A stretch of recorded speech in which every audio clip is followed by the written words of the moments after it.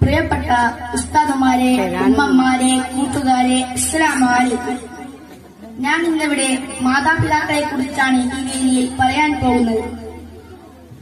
മാതാവിനെയും പിതാവിനെയും അവരെ ബഹുമാനിക്കേണ്ടതിന്റെയും അവരെ ആദരിക്കേണ്ടതിന്റെയും ആവശ്യകത ഊന്നിപ്പറഞ്ഞ മതമാണ് ഇസ്ലാം. പുതുകാലത്ത് മുസ്ലിം നാമധാരികൾ തന്നെ സ്വന്തം മാതാപിതാക്കളെ ക്രൂരമായി മർദ്ദിക്കുകയും വീട്ടിൽ നിന്ന് പുറത്താക്കുകയും ചെയ്ത ധാരാളം സംഭവങ്ങൾ സോഷ്യൽ മീഡിയയുമായി നാം കണ്ടിട്ടും അറിഞ്ഞിട്ടുമുണ്ട്. നമ്മുടെ പരിസര പ്രദേശങ്ങളിലെല്ലാം പല പേരുകളായി വളർന്നു വരുന്ന വൃദ്ധസദനങ്ങൾ നമ്മോട് വിളിച്ചു പറയുന്നത് എന്താണ്? ആരാണ് നിന്റെ ഉമ്മ, ആരാണ് നിന്റെ ഉപ്പ? യാത്രയിൽ ഉറക്കമൊഴിച്ച് നിന്റെ കാഷ്ടവും മൂത്രവും തുടച്ചു വൃത്തിയാക്കിയ ഉമ്മ അവർക്കത് അറപ്പല്ല നൽകിയത്, പകരം അവർ കാണുന്നമായിരുന്നു.